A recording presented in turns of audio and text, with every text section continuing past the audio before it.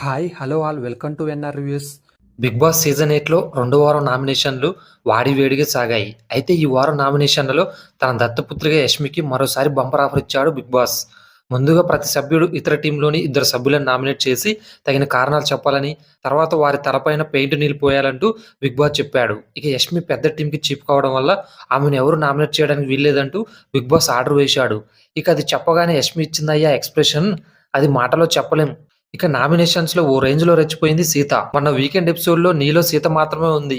కిరాక్ పోయిందంటూ నాగ్ ఏ ముహూర్తాన చెప్పారో కానీ, ఈ వారం నామినేషన్‌లలో సీత గట్టిగా ఇచ్చి పడేసింది. ముఖ్యంగా సీతను నామినేట్ చేస్తూ నీకు టాస్కే అర్థం కాలేదని నాకు క్లియర్‌గా అర్థమైంది.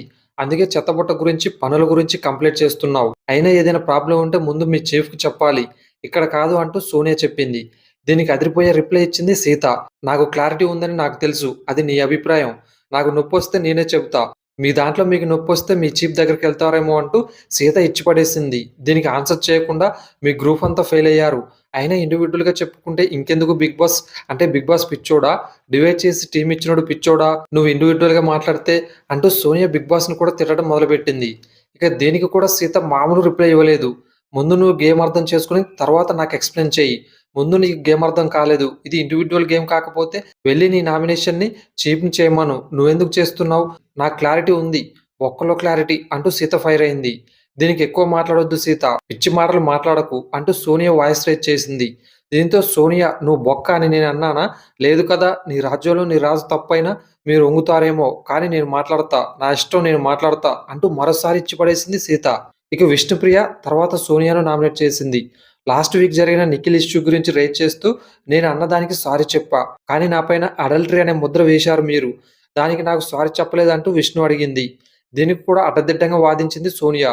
నీకది కామెడీ ఏమో కానీ నాకు కాదు. మనిద్దరి మధ్య ఆ ర్యాపో లేదు. నాకది అడల్టరీనే అంటూ సోనియా చెప్పింది. అసలు మీ దృష్టిలో నేను ఏం అడల్టరీ జోక్ వేశా అంటూ విష్ణు అడిగితే మీకు ఎక్స్‌ప్లనేషన్ ఇచ్చేంత గొప్పదాన్ని కాదు అంటూ సోనియా మాట దాటేసింది. మీరు ఒకళ్ళే తెలివైనోళ్ళు కాదు.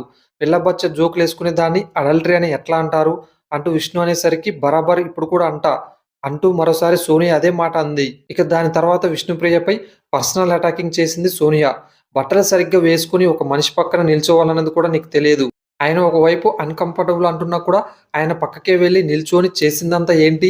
నీ మాటలు, చేతలు హౌస్‌లో అందరికి అలానే అనిపిస్తాయి. అంటూ ఎవరి గురించి అనేది క్లారిటీ లేకుండా విష్ణుపై పర్సనల్ అటాకింగ్ చేసింది సోనియా. దీనికి అసలు ఎవరు నా వల్ల ఫీల్ అయ్యారో వాళ్ళు చెబుతారు. వాళ్ళ గురించి మీరెందుకు చెప్పడం అంటూ విష్ణు అడిగింది. అయినా దేవుడిచ్చిన జ్ఞానాన్ని, విద్యని కరెక్ట్‌గా వాడాలంటూ సోనియాకి కౌంటర్‌లు వేసింది విష్ణు. ఇలా ఈ రోజు ఎపిసోడ్‌లో అటు సీత, ఇటు విష్ణుప్రియ సోనియాను బాగా తగులుకున్నారు. ఒక్క ముక్కలో చెప్పాలంటే లాస్ట్ వీక్ వీళ్ళు ఫ్లాప్ అంటూ నాగ్ ఎలాగైతే చెప్పారో ఈ వారం నామినేషన్‌లలో మాత్రం విష్ణుప్రియ, సీత సూపర్ హిట్ అని చెప్పాల్సిందే. మరి ఈ ముగ్గురిలో మీకు ఎవరు కరెక్ట్ అనిపిస్తున్నారో కామెంట్ చేయండి ఫ్రెండ్స్.